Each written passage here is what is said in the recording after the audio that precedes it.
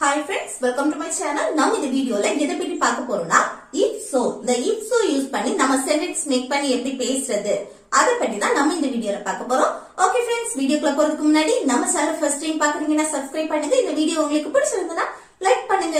Okay, வீடியோக்குள்ள போகலாம். Okay, if so அப்படினா அப்படினா அப்படி என்றால் அப்படினு சொல்லுவோம்ல அதுதான். Okay, கரெக்ட்டா சொல்லணும்னா அப்படி என்றால் நம்ம பேச்சு வாக்குல அப்படினா அப்படினு சொல்லுவோம். இப்ப பாருங்க, இன்னைக்கு நம்ம இப்போ காலேஜ்ல படிக்கிற ஒரு பொண்ணுக்கு மேரேஜ். அப்ப நம்ம இன்னைக்கு போகணுமா போண்டாமா அந்த முடிவுல இருப்போம். அப்போ நம்ம என்ன ஃப்ரெண்ட்ஸ் கிட்ட போன் பண்ணி கேட்போம், நீ இன்னைக்கு அவ மேரேஜ்க்கு போறியா அப்படின்னு. அப்ப நம்ம என்ன சொல்றோம், நீ போனீன்னா அப்படின்னா நான் வருவேன் அப்படின்னு சொல்லுவோம். அப்படின்னா அவ போறேன்னு சொல்றா, அப்படின்னா நானும் வருவேன் அப்படின்னு சொல்லுவோம் தானே. இப்படி இந்த மாதிரி இடத்துல இன்னொன்னு என்னன்னா, இப்போ எனக்கு ரொம்ப ஃபீவரா இருக்கு. அப்ப நம்ம என்ன சொல்லுவோம், எனக்கு ரொம்ப ஃபீவரா இருக்கு, என்னால முடியல அப்படின்னு. அப்போ என்ன சொல்லுவோம், அப்படின்னா நீ ரெஸ்ட் எடு, டேப்லெட் சாப்பிட்டு ரெஸ்ட் எடு அப்படின்னா. ஓகே, அந்த மாதிரி தான் நம்ம அப்படின்னான்னு சொல்லும்போது இட்ஸோ யூஸ் பண்ணும். இப்ப பாருங்க, அப்படின்னா நானும் வருவேன். இப்ப நம்ம சொல்லுவோம்ல, அப்படின்னா நீ போனீங்கன்னா அப்படின்னா நானும் வருவேன். ஓகே, அப்போ அப்படின்னா அதுக்கு if so.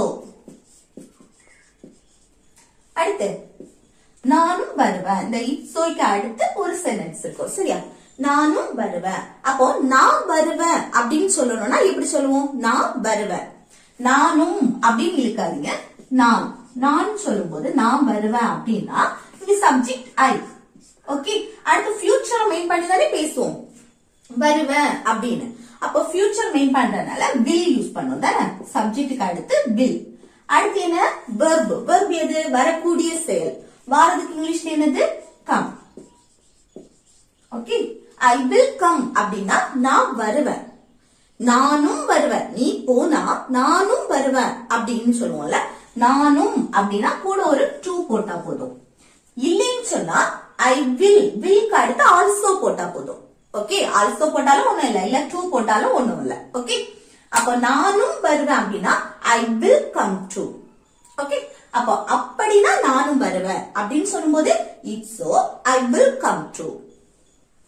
நெக்ஸ்ட், அப்படின்னா என்கிட்ட சொல்லு, நீ போறதா இருந்தா அப்படின்னா என்கிட்ட சொல்லு அப்படி சொல்லுவோம்ல. அப்போ அப்படின்னா என்கிட்ட சொல்லுன்னா இஃப் சோ. அடுத்து என்கிட்ட சொல்லு, இல்ல சப்ஜெக்ட் கிடையாது, சரியா? அப்ப என்கிட்ட சொல்லுனா சொல்றதுக்கு இங்கிலீஷ்ல டெல். என்கிட்ட மீ. ஓகே, அப்போ என்கிட்ட சொல்லு அப்படின்னு சொல்லும்போது டெல் மீ. இது அப்படின்னா என்கிட்ட சொல்லு, அப்போ it's so tell me. Next, அப்படின்னா நாங்க உனக்கு ஹெல்ப் பண்ணுவோம். நம்ம சொல்லல அப்படின்னா நாங்க உனக்கு ஹெல்ப் பண்ணுவோம் அப்படின்னு. அப்போ என்ன, எப்படி சொல்றது, அப்படின்னா if so. அடுத்து நாங்க உனக்கு ஹெல்ப் பண்ணுவோம்.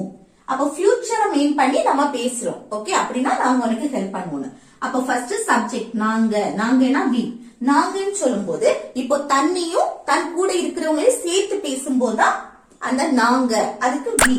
ஓகே, அடுத்து என்ன வரும், ஃபியூச்சரை மெயின் பண்ணி பேசுறோம், so will. அடுத்து என்ன, verb. ஹெல்ப் பண்றதா verb. ஓகே, ஹெல்ப் இதுதான் மெயின் verb. அடுத்து யாருக்கு, உனக்குன்னா you. ஓகே, அப்போ அப்படின்னா நாங்க உனக்கு ஹெல்ப் பண்ணுவோம் அப்படின்னு சொல்றதுக்கு எப்படி சொல்லலாம், it's so we will help you. Okay, it's so we will help you. Next, அப்படின்னா அங்க போகாத, உனக்கு பிடிக்கலையா அப்படின்னா அங்க போகாத, இந்த மாதிரி சொல்லுவோம்ல அது அப்படின்னா if so. அடுத்து அங்க போகாத, அப்ப இல்ல சப்ஜெக்ட் கிடையாது, மற்றபடி நம்ம நெகட்டிவா பேசுறோம். அந்த போகாத, தூங்காத, விளையாடாத இந்த மாதிரி நெகட்டிவா பேசும்போது அங்க டோன்ட் யூஸ் பண்ணும் தானே, டோன்ட். அடுத்து போறதுக்கு இங்கிலீஷ்ல கோ, அப்ப டோன்ட் கோ. அடுத்து அங்க த. ஓகே, அப்போ அப்படின்னா அங்க போகாத அப்படின்னு சொல்றதுக்கு if so don't go there. if so don't go there. Okay, அடுத்து நெக்ஸ்ட் பாருங்க, நீ அத உடைச்சியான்னு கேக்குறோம். ஓகே, எதையோ ஒண்ணு நீ அத உடைச்சியான்னு கேட்டா அதுக்கு பதில் என்ன, இல்ல நான் உடைக்கல, இல்ல ஆமா நான் உடைச்சேன், இந்த மாதிரி எல்லாம் சொல்லுவோம் தானே. அப்போ இல்ல நான் உடைக்கலன்னு சொல்றேன். அப்படின்னா அது யார் உடைச்சது? ஓகே, அப்படின்னா அதை யார் உடைச்சது? ஓகே, அப்ப இது எப்படி கேக்குறது பாருங்க. நீ அதை உடைச்சியா? இத ஃபர்ஸ்ட் எழுதுமா? அப்ப இது எப்படி கேக்குறது? உடைச்சியா, பாஸ்ட பத்தி கேக்குறோம். ஆல்ரெடி உடைச்சாச்சு, அத நம்ம இப்ப கேக்குறோம் பிரசன்ட்ல. அப்ப நீ அதை உடைச்சியான்னு கேட்கும்போது பாஸ்ட பத்தி கொஸ்டின் கேட்கும்போது அங்க டிட் யூஸ் பண்ணி கேட்போம். ஓகே, சிம்பிள் பாஸ்ட் டென்ஸ் படி கொஸ்டினா கேட்கணும்னா அங்க டிட் தான் யூஸ் பண்ணி கொஸ்டின் கேட்போம். டிட் அடுத்ததான் என்னது? சப்ஜெக்ட் வரும். சப்ஜெக்ட் என்ன? நீனா யூ. அடுத்து என்ன? வெர்ப். வெர்ப் எது? நீ அதை உடைக்கக்கூடிய செயல் நடந்திருக்கு. உடைக்கிறதுக்கு இங்கிலீஷ்ல பிரேக்.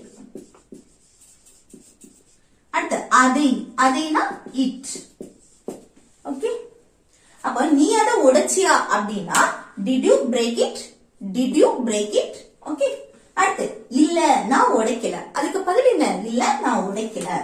அப்போ நோ நான் உடைக்கல. I didn't. ஓகே, டிடன்ட் இந்த உடைக்கல நெகட்டிவா பேசுறோம். ஓகே, நான் அதை பண்ணல அப்படின்னு. அப்போ ஐ டிடன்ட்.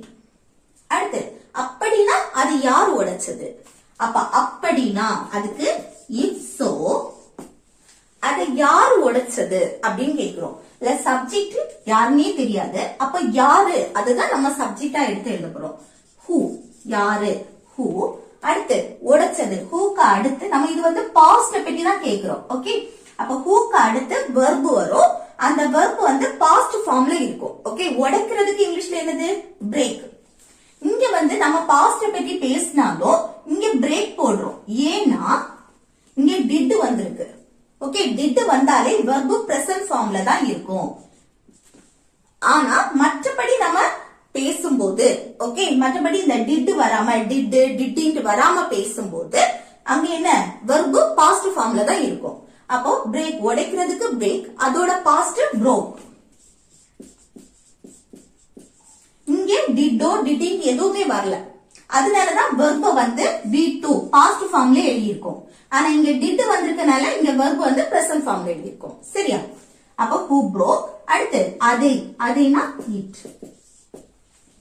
ஓகே, அப்ப அப்படின்னா அதை யார் உடைச்சது அப்படின்னு கேட்கும்போது it so who broke it. Okay, அடுத்து நெக்ஸ்ட் பாருங்க. உனக்கு தனியா போக பயமா இருக்கா?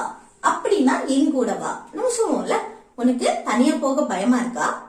இருக்குன்னு சொன்னா அப்படின்னா என் கூட வா அப்படின்னு சொல்லுவோம் தானே. அப்ப எப்படி சொல்றது பாருங்க. உனக்கு தனியா போக பயமா இருக்கா? பயமா இருக்கா இது என்னது? தன்னுடைய நிலையை சொல்றது. ஓகே, நான் பயப்படுறேனா இல்லையா இந்த மாதிரி சொல்றது. தைரியமா இருக்கனா. அப்ப இது தன்னுடைய நிலை எப்படி இருக்குன்னு சொல்றது.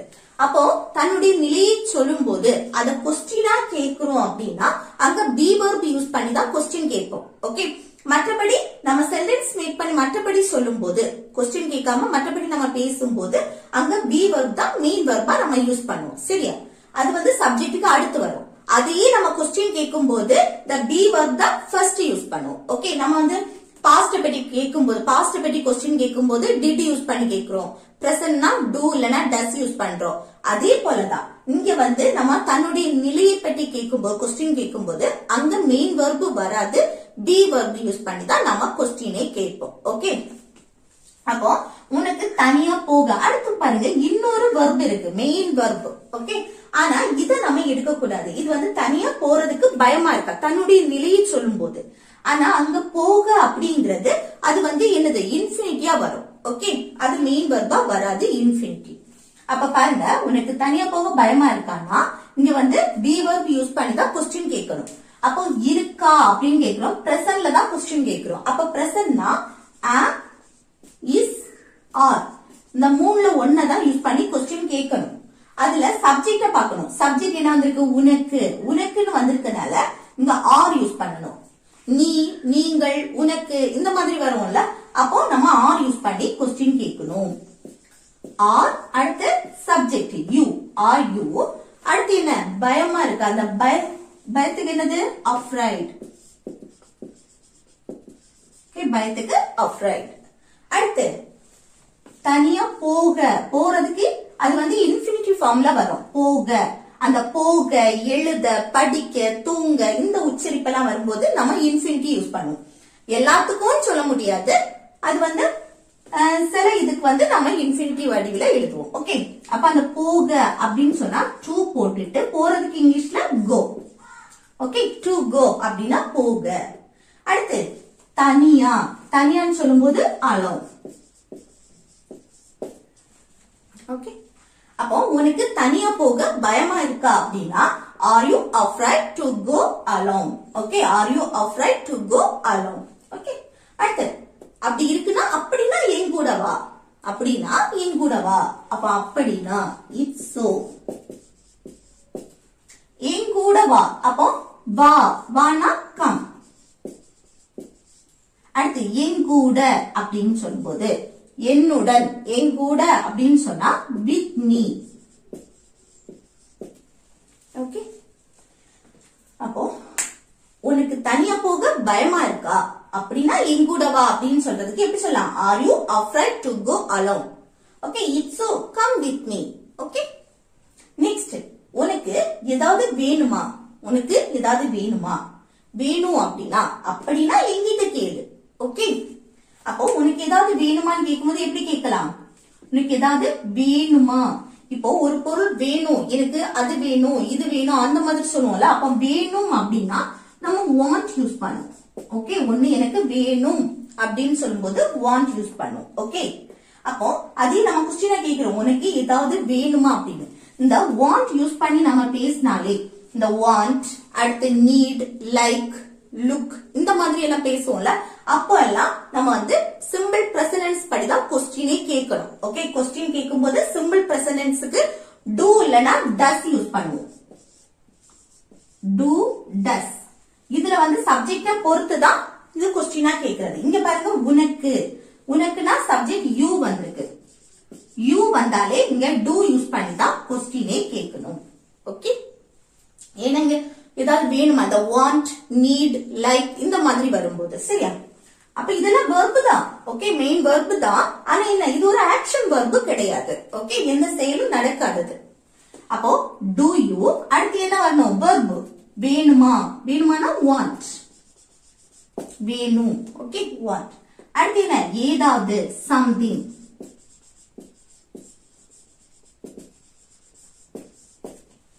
ஓகே, அப்போ உனக்கு ஏதாவது வேணுமா அப்படின்னா do you want something, do you want something.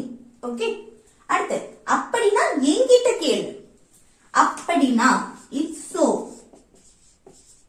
என்கிட்ட கேளு அப்படின்னா கேக்குறதுக்கு இங்கிலீஷ்ல என்னது? ask. என்கிட்ட என்ன மென்ஷன் பண்ணும்போது me, ask me, என்கிட்ட கேளு. ஓகே, அப்படின்னா என்கிட்ட கேளு அப்படின்னா it's so, ask me. Okay, அடுத்து நெக்ஸ்ட் பாருங்க, இது ஹோம்வொர்க். எனக்கு பசிக்குது அப்படின்னு சொல்ற, அப்போ அப்படின்னா நீ சாப்பிடு அப்படின்னு சொல்லுங்க தானே. அப்போ எனக்கு பசிக்குது அப்படின்னு சொல்லும்போது அப்படின்னா உனக்கு பசிக்கிறதா இருந்தா அப்படின்னா நீ சாப்பிடு. ஓகே, இதை எப்படி சொல்லலாம், இதை எப்படி சொல்லலாம்னு கமெண்ட் பாக்ஸ்ல கமெண்ட் பண்ணுங்க. ஓகே ஃப்ரெண்ட்ஸ், இந்த வீடியோ உங்களுக்கு பிடிச்சிருக்கும்னு நினைக்கிறேன். பிடிச்சிருந்தா இந்த வீடியோக்கு லைக் பண்ணுங்க, உங்க ஃப்ரெண்ட்ஸுக்கு ஷேர் பண்ணுங்க.